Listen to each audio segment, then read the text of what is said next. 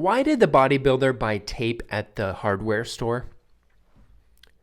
Somebody told him he looked ripped. Fitness jokes. This is the game of food. This is the game of food. We're helping real people get real results with delicious food. Real food. Live from Spencer's home studio, podcasting to the world. This is Game of Food. And here's your host, Spencer Frederick. All joking aside, I think we all want to be ripped. I don't mean like bodybuilder, steroids, growth hormone type of ripped on a bodybuilding stage or something like that. No, I mean tone, muscle tone. And how do I know that is because that's a very highly requested thing. It's right after weight loss. Like, hey, Spencer, I want to lose weight and get toned. I want to be toned for summer. I want to tone this stubborn body part. How do I get toned? And I've talked about this a lot, probably in another podcast episode. I talk about this with clients on the phone, over messages. I talk about this in videos, seminars, and I always come from the angle of this is how you get toned, and I never feel like it lands. I never feel like I get my message across and change somebody. And I actually got good feedback on a recent episode. It's called 25 Ways to Stay Fat. So if you liked that one or any of these episodes, please leave a review and tell me what you like so that I can create more stuff that you like. And that's what I'm going to do in that episode. The same as this one is use adverse thinking. Come from a different angle. It feels kind of negative, but our brains kind of respond better to threats. We remember these things and we have the fear of never being toned. And so that's what I'm going to do today is go over the 7 ways to never get toned. So if you're guilty of these, I'm sorry, you might not ever get toned. And you can't do like one of these correct and expect to get toned. You probably have to do all of these. And I'm going to give you that list of 7. It's, like I said, it's titled 7 Ways to Never Get Toned. Here is number 1. Never lift weights. You're going to have to lift weights. And I don't mean like squat 600 pounds. I mean, you can use bands, dumbbells. You might need barbells eventually, plates, push-ups, squats, lunges. You're going to have to do these things to get toned. And that seems kind of obvious, but I talk to a lot of people who are running all over town 3 miles a day, signing up for 5Ks, 15Ks, elliptical sessions in the winter, biking in the summer, and that's all they're doing is just a ton of cardio. And I mean a lot of cardio. I'm not calling this person lazy. They do work hard. But then they call me up like, Spencer, I can never get toned. I've never been toned, and I work out more than anyone I know. And I'm like, do you lift weights? Well, I don't know. Not really. Sometimes I touch my 5-pound dumbbells at home, and I'm like, well, there's your problem.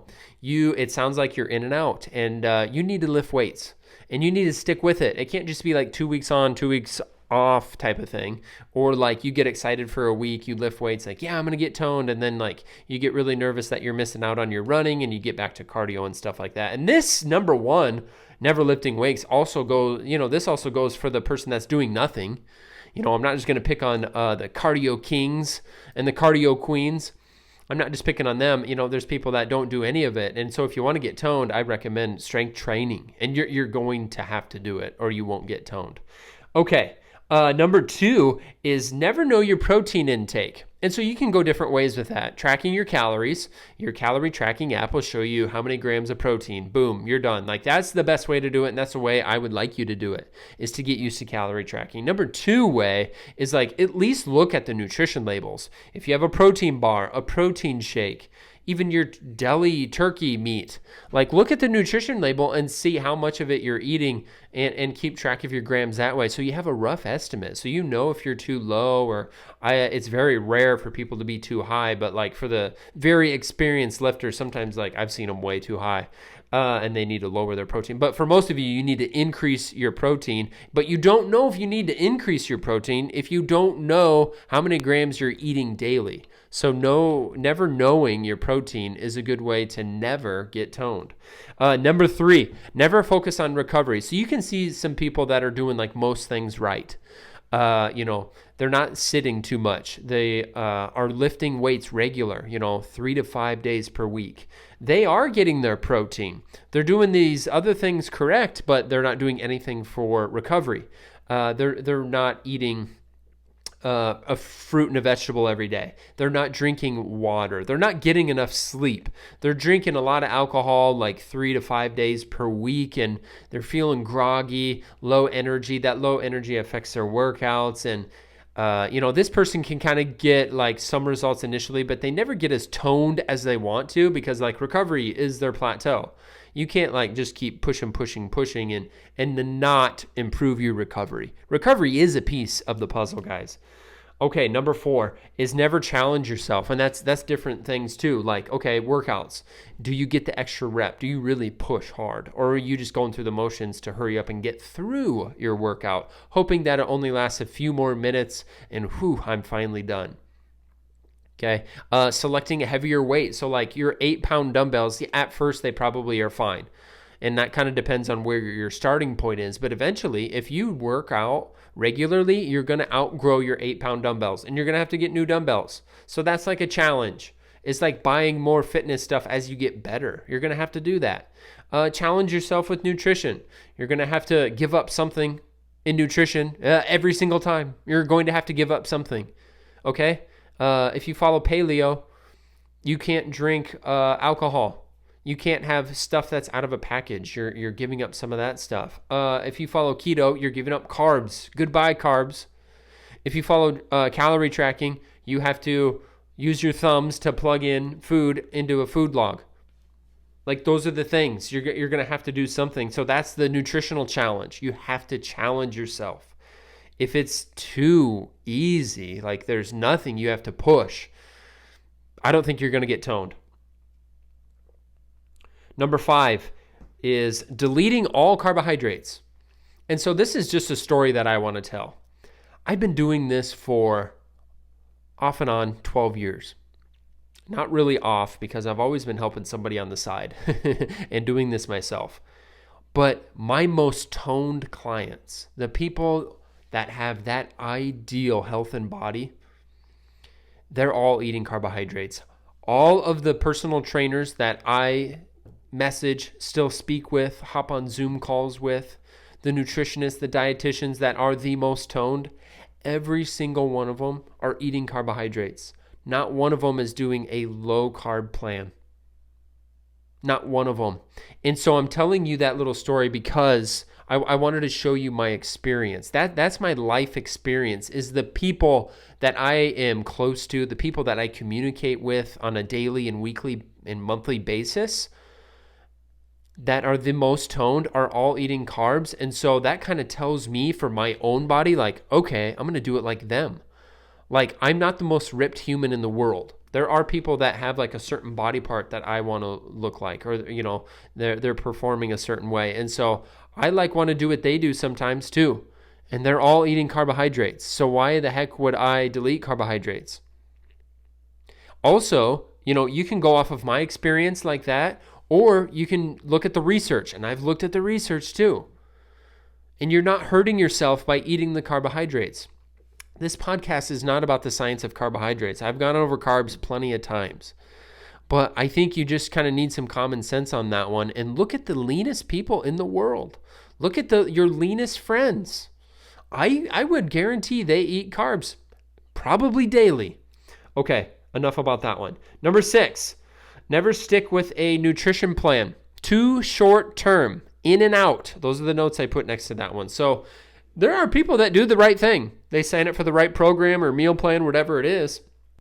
They just can't stick to it. They do it for 3 days, they're done. They do it for, they sign up for a 21-day program. They do really good for the 21 days. Then they're done. 6 weeks and done. Couple months and done for the next 2 years. You cannot be in and out. You won't be toned. Or if you do, get things dialed in for 6 weeks and then you get toned, you'll be toned for 5 minutes if you quit, right? You get everything dialed in for 6 months and then you quit, you're going to instantly lose that muscle tone. It's easy to lose. I think some people think getting muscle tone is the hardest thing in the world, like getting abs. I would never push myself that hard to get abs. It's not about pushing yourself hard. It's literally just sticking with it. And you're going to make mistakes, and it's just getting back on track instantly. It's not hard. It's not you're crushing your soul every day to get abs. No, it's just like sticking with it. That's the secret sauce. The people that are in and out and quitting all the time and starting again new, that's how you will never get toned. Okay, that was number 6, right? Yeah. Number 7 is make up your own rules. My clients know I call this one getting cute. So you're following a meal plan, and then you make your own rules. Like, well, I'm going to allow for a cheat day in there. This meal plan that I bought doesn't say a cheat day, but I need a little me day. I'm going to put a cheat day in there. And then really you just keep twisting the rules until you have like 1.5 cheat days. Well, I'm going to cheat on Saturday and then also Friday night. And then that turns into all weekend, and then that turns into all week. And then you just kept making rules that were sabotaging your progress, and then you just lost energy for the meal plan. Another example is making the plan more extreme. So if you sign up for a coach, he gives you workouts and what he wants you to do, and then you're doing things like more extreme, adding workouts. I've had people double workouts. Like they do my workout that's assigned for Monday in the morning, and then they do it again at night. They think they're going to be more toned and get in shape faster, and that's not the case. You can be too extreme. You got to follow the plan and just be patient. Going harder is an example of not being patient. You can't stick with too extreme hard workouts, every day of the week for the rest of your life. You're going to get burnt out. The people that are toned do not go as extreme as you think they do. And then making up your own rules. So I've seen some people, they have nutrition dialed in. They're working out hard. They are, they're eating the protein. They're doing everything right. And then all of a sudden they buy $350 worth of supplements. And then all of a sudden their focus switches. It's like they kind of got bored and they're like, what can I do now to get toned? You know what I mean? They're just always asking that question. What now? What do I do now? Is there something else I could do? And then they start putting the focus on wrong things. And then they kind of fizzle that way. So making your own rules is just doing your own plan eventually. Eventually you just twist and turn until it's your own plan. Why you sign up for meal plans and coaching programs is because it is proven. If they release a workout online and it's like a credible source, likely there are people that are getting results on that program. So why in the world would you change it? If you are signing up with a coach and you see before and afters and people saying, this is a great program and stuff, why would you change that program? Or why would you not listen to half the stuff your coach says and then listen to the other half? Like you do just the stuff you like and the other half you don't listen to? Why would you do that? That's your own plan. And for many of you, including myself, I don't perform better on my own. I perform better with a program and with a coach. I perform better. And a lot of you do too. Because we're busy. We don't have time. We have school, work, we have kids, sporting events, and being social too. I think that's important. And so since we have all that stuff going on, don't put your money in a program and then make up your own rules. So this is the list. The list of 7. If you're guilty of these, you might never get there. You might never get that muscle tone. So I'm also going to take this list of 7 and come from the other angle. What you should do. And I'm just going to come from the opposite angle on each one of these. So number 1, you need to know your protein intake. Number 2, you need to lift weights.